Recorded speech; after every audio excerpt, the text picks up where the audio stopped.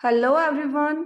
मैं M D Yadav और आप देख रहे हैं सूर्योदय सक्सेस पॉइंट। आज के इस क्लास में हम सॉल्व करेंगे कक्षा 8 की कार्य पुस्तिका का कार्यपत्रक 88, 89 और 90। तो चलिए स्टार्ट करते हैं। एंड स्टार्ट करने से पहले यदि आपने चैनल को सब्सक्राइब नहीं किया है तो चैनल को सब्सक्राइब जरूर कर लीजिए, जिससे कि नेक्स्ट आने वाले वीडियो का नोटिफिकेशन आपको प्राप्त हो जाए। चलिए स्टार्ट करते हैं। फर्स्ट क्वेश्चन, नीचे दिए गए प्रश्नों के उत्तर हमको देना है और प्रश्न हमारा कि -878 और -885 के बीच में कौन कौन सी पूर्ण संख्याएं स्थित है। तो -878 के बीच में है संख्याएं -879, -880, -881, -882, -883, -884 और लास्ट में कौन सी हमारे पास -885, 885। नेक्स्ट है -878 और -885 के बीच में कौन सी संख्या बड़ी और कौन सी संख्या छोटी है। तो इसमें से हमें बताना है कि सबसे बड़ी संख्या कौन सी है और सबसे छोटी संख्या आपकी कौन सी है। तो -78 जो है वो तो बड़ी संख्या है, -78 बड़ी है और -85 जो है छोटी है। बड़ी कौन सी है -878, छोटी कौन सी है -885, क्या है सबसे छोटी संख्या है। नेक्स्ट है -878 और 5 जोड़ दिया जाए तो कौन सी पूर्णांक संख्या प्राप्त हो जाएगी। क्या जोड़ना है उसमें 5 जोड़ना है। -878 में जोड़ना है 5, तो माइनस प्लस होगा माइनस 78 में से 5 घटाएंगे हमारे पास बचेगा माइनस के 8 7 3 873 और माइनस की संख्या बड़ी थी इसीलिए क्या लगेगा माइनस का चिन्ह लगेगा। नेक्स्ट है हमारे पास ठंड के एक विशेष दिन में भारत के 5 स्थलों के तापमानों के आंकड़ों को दर्शाया गया है। अब हमें पहले इसको देखना है इंडेक्स को, फिर हमें क्वेश्चंस के आंसर देना है। इसमें से फर्स्ट है सियाचिन, और सियाचिन का कितना दे रखा है 0 डिग्री से 35 डिग्री नीचे। तो इसका जब भी नीचे के आए तो -35 और माइनस में लगाना, और अगर ऊपर आए तो प्लस में लिखना है। तो यहाँ पे आया शिमला का नीचे है तो नीचे -37 डिग्री सेल्सियस। नेक्स्ट है अहमदाबाद में 0 डिग्री सेल्सियस से 0.7 डिग्री सेल्सियस ऊपर है, तो 0 पॉइंट क्या होगा यहाँ की +0.7 डिग्री सेल्सियस। नेक्स्ट यहाँ पे भी ऊपर है तो +40 डिग्री सेल्सियस। यहाँ पे भी ऊपर है, आप प्लस नहीं भी लगाओगे तो वो संख्या किसकी होगी, प्लस की होगी, +30 डिग्री सेल्सियस। अब आपको बताना कौन सा स्थान सबसे ठंडा है। तो ये और ये 2 स्थान है, तो सबसे ठंडा कौन सा है 37 वाला, और ये होगा शिमला का, कौन सा है शिमला। कौन सा स्थान सबसे गर्म है, तो गर्म है 40 वाला, और 40 डिग्री का है जयपुर, कौन सा है जयपुर। एंड नेक्स्ट क्वेश्चन है दी गई पूर्णांक संख्याओं को आरोही क्रम में लिखना है। हमें किस में लिखना है, आरोही क्रम में लिखना है। अब इसमें सबसे छोटी संख्या, आरोही क्रम का मतलब होता है छोटे से बड़ा, तो सबसे छोटी संख्या इसमें से कौन सी है -43 सबसे छोटी है। उससे बड़ी है -240 और उससे बड़ी है आपकी 425 या 95, तो 95 होगी उससे बड़ी। फिर लास्ट में आपके पास है 425 और लास्ट में एक और डिजिट 891। एंड नेक्स्ट सबसे छोटी संख्या -444, उससे बड़ी -4/2। एंड नेक्स्ट है आपका इसमें 0, फिर 333 एंड नेक्स्ट 111।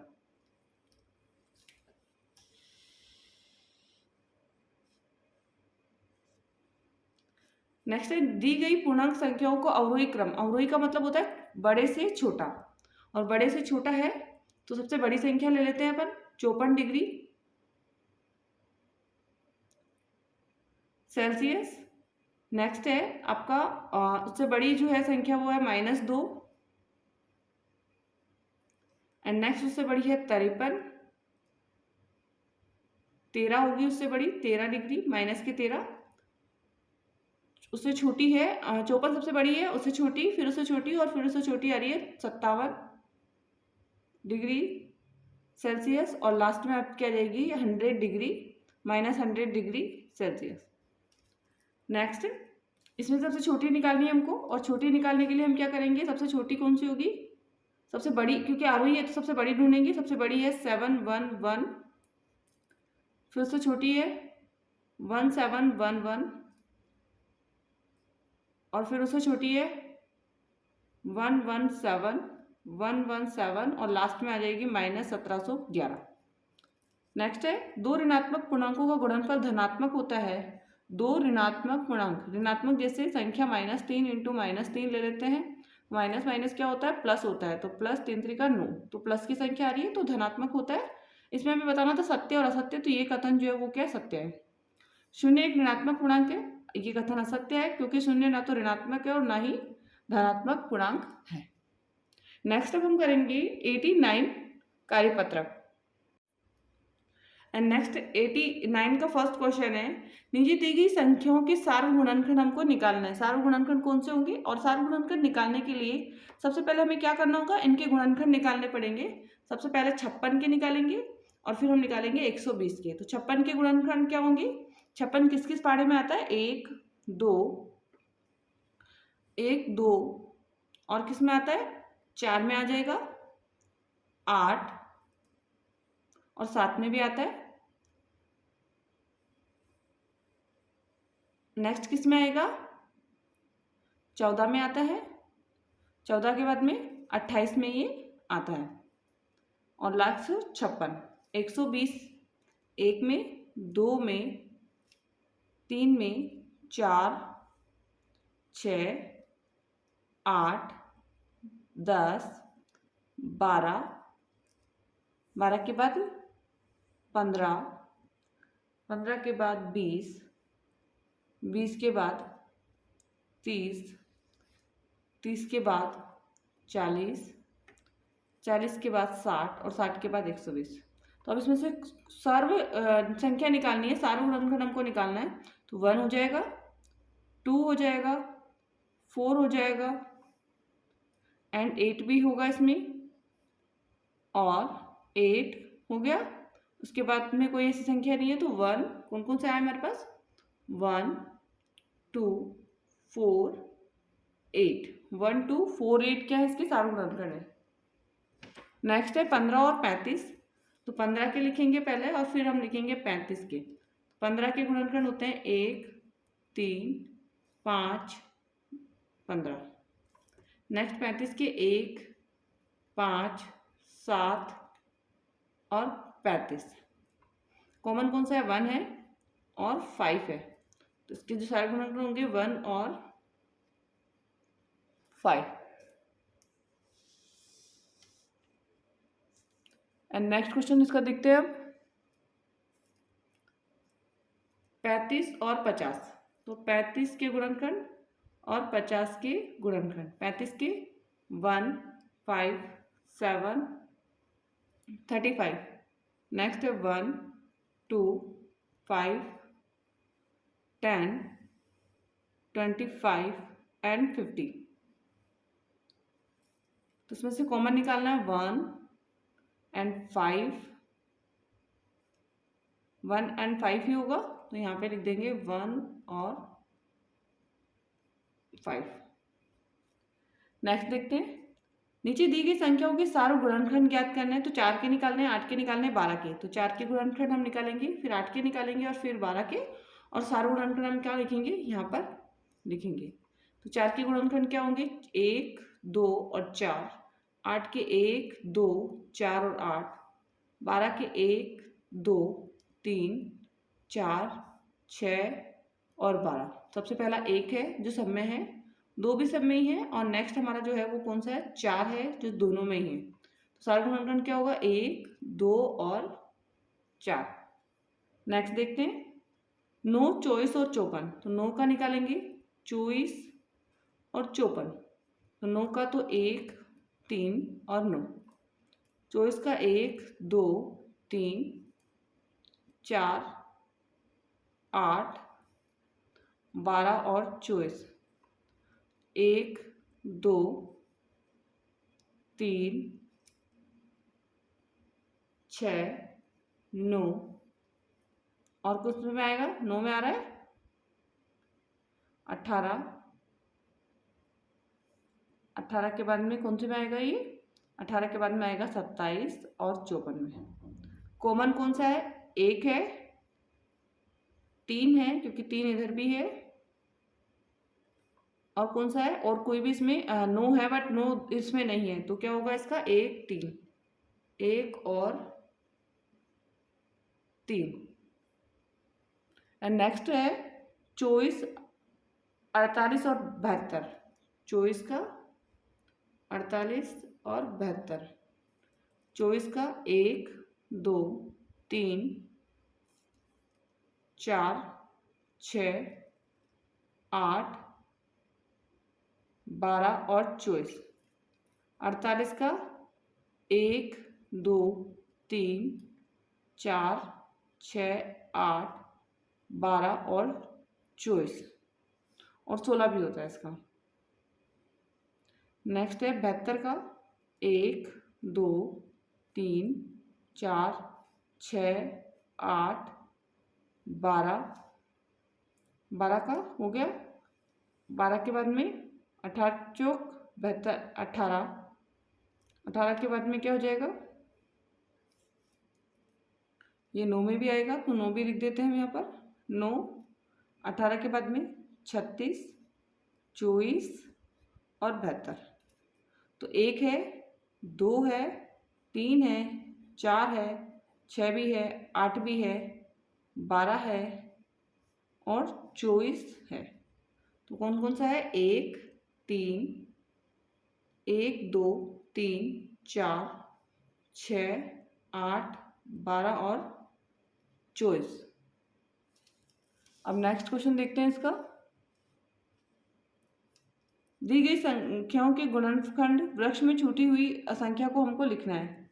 सबसे पहले हमारे पास यहाँ पर है तो 2 को किससे गुणा करेंगे? 6 आएगा तो 2 तिया 6, 5 दूनी 10, 15 है तो 5 × 3 और 6 है तो 6 का क्या हो जाएगा यहाँ पर?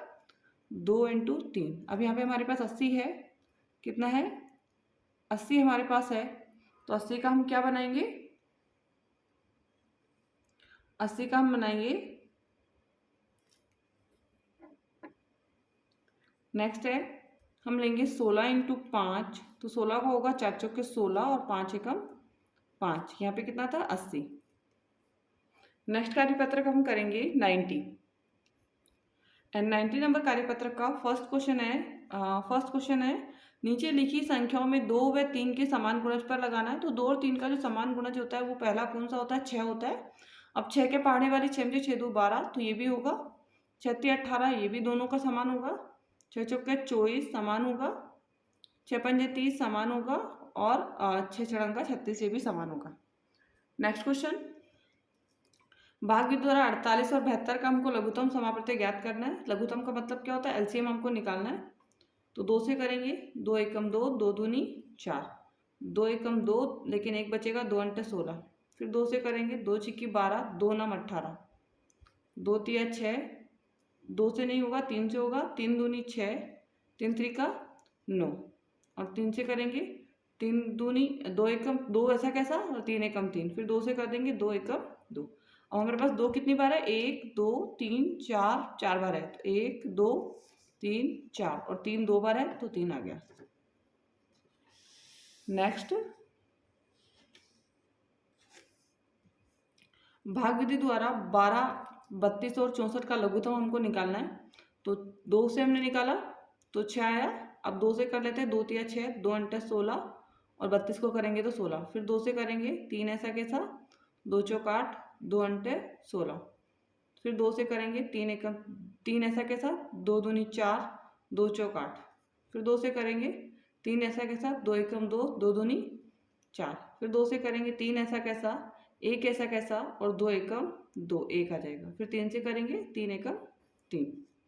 अब इन सारी संख्याओं को लिख लेते हैं। कितनी बार 2 है तो 6 बार है। 1 2 3 4 5 6 और 3 हम यहाँ लिख देंगे 3। एंड नेक्स्ट इसका जो लास्ट क्वेश्चन है वो है महत्तम समापवर्त्य, मतलब HCF हमको ज्ञात करना है। एंड HCF के लिए सबसे पहले हम इनके गुणनखंड लिखेंगे। तो 49 के गुणनखंड होंगे 1 1 7 और 49।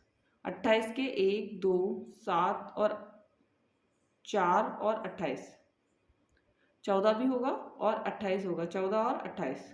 तो इसमें से सबसे बड़ा कॉमन जो गुणनखंड है वो 7 आ रहा है, तो इसलिए इसका आंसर क्या हो जाएगा 7। HCF क्या हो जाएगा 7। 30 का निकालेंगे 1 2 3 1 2 3 5 6 10 15 और 30। 15 का 1 3 5 और 15, तो 15 सबसे बड़ा है, उसका आंसर क्या होगा 15 होगा। नेक्स्ट है 25। 1 5 और 25। 50 का 1 2 5 10 और 25 और 50, तो सबसे बड़ा 25 है इसका, तो आंसर क्या हो जाएगा 25।